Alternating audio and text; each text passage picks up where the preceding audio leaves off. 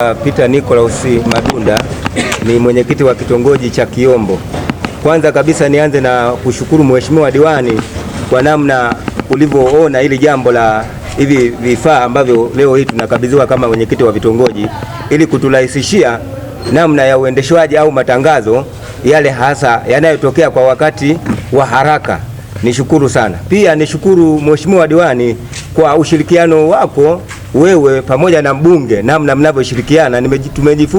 Nimejifunza kwamba kumbe hata sisi wenyekiti wa vitongoji na wenyekiti wa vijiji pamoja na watendaji wetu kwamba tushirikiane namna gani, tushikamane namna gani katika uendeshwaji wa shughuli za kiserikali. Lakini swala lingine kwamba niombe nishukuru pia Mheshimiwa Diwani pamoja na serikali nzima kwa kuona kwamba zahanati ya kijiji cha Kiyombo kwa hadhi ambayo ipo ni kweli ilikuwa haifai kwa wananchi wale, lakini serikali, mbunge na diwani mmepigania mpaka kwamba tumepata milioni 50 kwa ajili ya umaliziaji au uendelezaji wa kuweka zahanati ionekane ina hadhi katika kijiji kile cha Kiyombo. Ni shukuru sana, na wananchi wa Kiyombo, wa kitongoji cha Kiyombo au kijiji kizima wanashukuru sana kwa msaada huo, kwa jitihada hizo. Tunajua kabisa ni nguvu ambazo unazifanya kutetea wananchi wako wa kijiji cha Kiyombo. Nafikiri kwa vitongoji vyote vya kijiji kile tumejipanga kufanya kazi hiyo pamoja na wananchi wote kwa pamoja. Tutaanza pamoja na tutamaliza pamoja kwa wakati ambao serikali inahitaji tumalize. Aida Ningingo kutoka kijiji cha Masimbwe, kitongoji cha Mselesele. Mimi nina lingine ni wazo, ila lingine ni ombi. Wazo la kwanza ulipozungumza kuhusu mabalozi, kwa mabalozi wao ni watu kama ni wa chama, tusiwashiriki sana kwenda kusimamia shughuli za maendeleo. Nitaka niulize hilo. Kwa mfano huko vitongojini wanafanya makesi, yani wanafanya mashauri ya watu, kuna mtu amekosea anafanya mashauri, wanatoa adhabu huko kama ni mabalozi. Kwa hiyo hilo wanastahili wafanye hayo. Kwa kama mimi mwenyekiti wa kitongoji nilijua kumbe ni mtu wa serikali anastahili, anafanya makesi, basi anastahili na kusimamia maendeleo. Lakini kupitia elimu ya leo najua Mheshimiwa Diwani umetupatia mwongozo. Basi kwa hili ninastahili kwenda kumwambia balozi yeye hastahili kufanya makesi yoyote yale. Ndio. Asante. Hilo ni la kwanza. La pili, kama mimi mwenyekiti wa kitongoji cha Mselesele, Mheshimiwa Diwani, nilikuwa ninaomba msaada wa shule, watoto pale kutoka pale kilomita kutoka Mselesele mpaka Masimbwe. Pale mtoni ni mahali pabaya sana, mto. Maji yanajaa. Kwa mfano juzi, wiki la mwaka mpya, maji yalijaa mpaka juu daraja zote mbili. Kwa wale watoto wadogo hawawezi kuvuka ile daraja, kwanza moja ni hatari.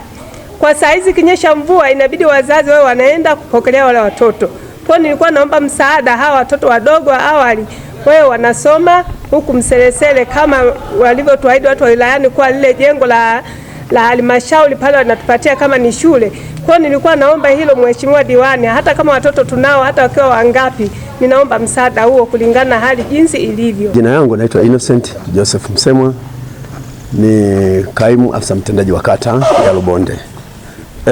Kuna changamoto ambayo ilikuwepo katika kijiji cha Masimbwe, hususan kitongoji cha Mselesele. Tatizo lilikuwa ni watoto kuvuka mto, hasa kipindi cha masika, maji yanajaa na changamoto inakuwa kubwa kwa ajili ya tahadhari ya vifo na majeruhi. Hali kadhalika katika eneo lile pana umbali almost kilomita kama 3 hadi shule iliko. Kwa hiyo ikafikia wakati kupitia Mheshimiwa wetu Diwani alimwomba mkurugenzi angalau wale watoto wawe wanatoka kitongoji kile cha karibu Mselesele, hasa darasa la awali. Mkurugenzi bila kusita na bila kuchelewa alinituma kama mimi mtendaji wa kata ya Lubonde nienda mazingira yale niangalie jengo ambalo tunadhani watoto wale wanaweza wakasoma pale. Na lile jengo bahati nzuri ni la serikali katika sekta ya kilimo na mifugo. Nilienda kuangalia ile jengo, kaonekana jengo lile linafuata vizuri, kuna meza mle ndani, kuna viti na ubao umo,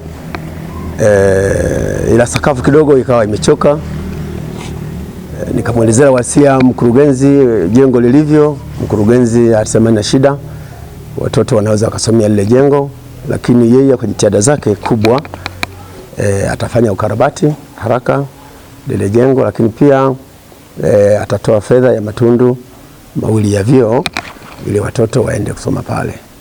Kwa kuona jambo hili ni jambo la muhimu na kuja tushirikiane pamoja, tukae tujadili maeneo vitongoji vyetu vyote tukiwa pamoja, kwa sababu mipango huwa inaanzia tukiwa hivi.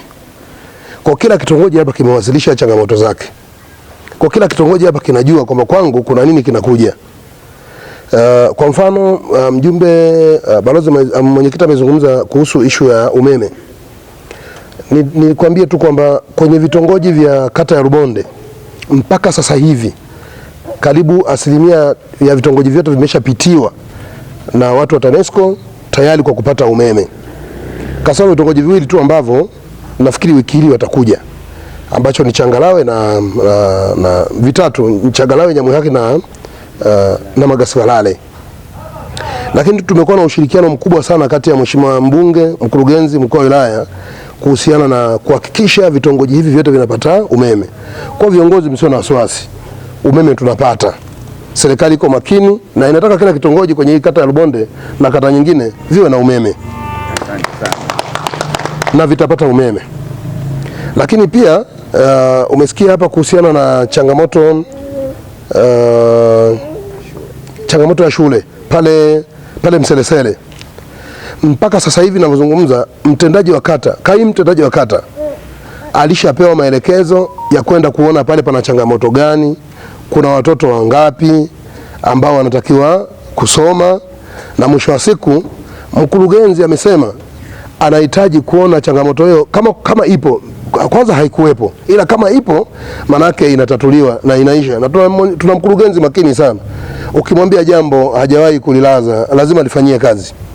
Kwa naamini majibu tayari ameshapewa, ni swala la muda tu kuhakikisha ile jambo linatekelezeka. Kwenye hili kama diwani sasa, ndio pamoja na kwamba mkurugenzi amelisikia, nini ambacho anaenda kukifanya huko kwenye serikali na baraza la madiwani kuhakikisha kwamba watoto wanakuwa salama katika kata? Okay, kwanza kabla hata kikao hiki, jana nilikuwa Ludewa.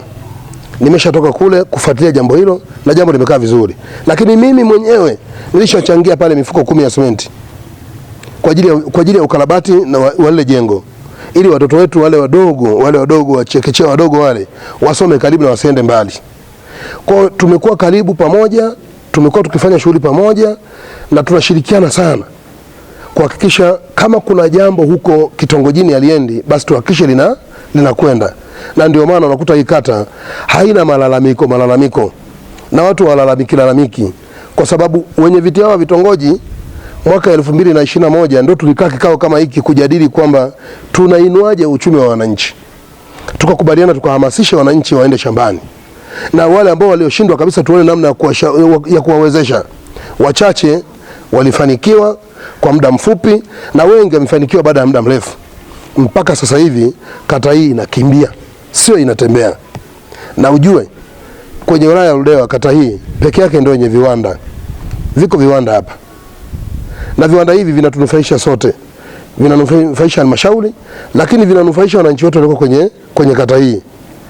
Mapato yanapatikana. Wananchi wanafanya shughuli za kuwaingizia kipato. Kata hii ni kata pekee ambayo haina mzururaji. Wazururaji kwetu ni mwiko. Akipatikana mzururaji, hao unaoona hapa ndio wanaoshughulika nao. Sio kwa kuwapa adhabu, lakini kwa kuwashauri na kuwaelekeza njia sahihi. Ndio maana unakuta kata hii haina matukio magumu. Kata hii ina matukio kutafuta pesa. Watu wanatafuta pesa. Kwa kila mmoja hapa anajenga uchumi wake. Uchumi binafsi wa mtu mmoja na uchumi wa pamoja. Kwa unapotaja swala la maendeleo kwenye kata hii, maana yake swala la maendeleo ni swala jumuishi. Linajumlisha watu wote, vijana, wazee, wote wanashiriki kwenye shughuli za maendeleo. Asante. Sawa, kuna ile pia la zanati. Ndio. Nini kinaendelea? Umesikia hapa kuna vitu vimezungumzwa na kina mama. Nini ambacho kinaendelea, lakini pia unaweza kukishia nini hao watu wako kuhusiana na maboresho ya sekta? Asante sana. kata ya Lubonde ina zahanati 3. Mkio, Masimbwe na Kiombo. Lakini moja ya zahanati ilikuwa imeshachoka. Zahanati ilijengwa mwaka 94. Ilishachoka. Na serikali kupitia wakilishi wangu kumshirikisha mheshimiwa mbunge, mheshimiwa DC, mkurugenzi, wakaliona hilo kwamba zahanati hii imechoka na wananchi wameshaandaa kila kitu, wanasubiri tu msaada mdogo kutoka kwenye halmashauri au serikali kuu kuhakikisha basi tunapata zahanati bora. Kwa wananchi walifanya kwa sehemu yao kwa kuandaa material yale ambayo sio ya viwandani, mawe, mchanga, tofali. Mkurugenzi kwa kushirikiana na mkurugenzi kushirikiana na mheshimiwa mbunge, mwenyekiti wa halmashauri, mheshimiwa mkuu wa wilaya, wakaona ipo haja ya kuwaongezea nguvu wa wananchi kwa sababu tayari kuna nguvu kubwa wameshaitumia. Kwa serikali imetoa shilingi milioni 50 kuhakikisha tunapata zahanati iliyo bora, na wananchi wangu wanasema wako tayari kushiriki kuhakikisha kama walianzisha manake watamaliza. Kwa hiyo nategemea huduma zitakuwa nzuri na zitakuwa salama, kwa sababu hata watumishi wetu tumepata watumishi wazuri, tumepata watumishi kwenye kila zahanati. Hatuna upungufu wa watumishi, kwa sababu juzi tu serikali imetuletea madaktari kwenye kila zahanati. Zahanati zote na watumishi wako makini sana na wanafanya kazi, lakini mazingira wako wanafanya kazi yalikuwa ni mazingira ambayo kimsingi haivutii sana. Lakini kwa sasa hivi na uhakika kama kuna mtu alipanga kuhama hawezi kuhama, kwa sababu anaona mpunga huu hapa umening'inia na kazi zinatakiwa kuanza na kazi zinakuwa ziendelee. Kwa huduma zitakuwa nzuri kwa sababu tuna watumishi watoa huduma wazuri. Huduma zitakuwa nzuri na mambo yatakuwa mazuri sana. Interest kwamba katika kata ilikuwa na watu wachache, basi ni kata ya Lubonde ilikuwa na watu wachache. Lakini nilipoingia madarakani 2021, 2022 nilianzisha kampeni kwanza ya kuboresha huduma za afya kwenye vituo vyetu vya zahanati vilivyoko ndani ya kata. Tukajenga zahanati mpya ya Mkiu. Tukajenga jengo la mama na mtoto pale Masimbwe. Tukaanza kuhangaika na zahanati ya Kiombo. Ukiuliza wamama walikuwa wanasema hatupati huduma nzuri kule zahanati, na tumeacha kuzaa.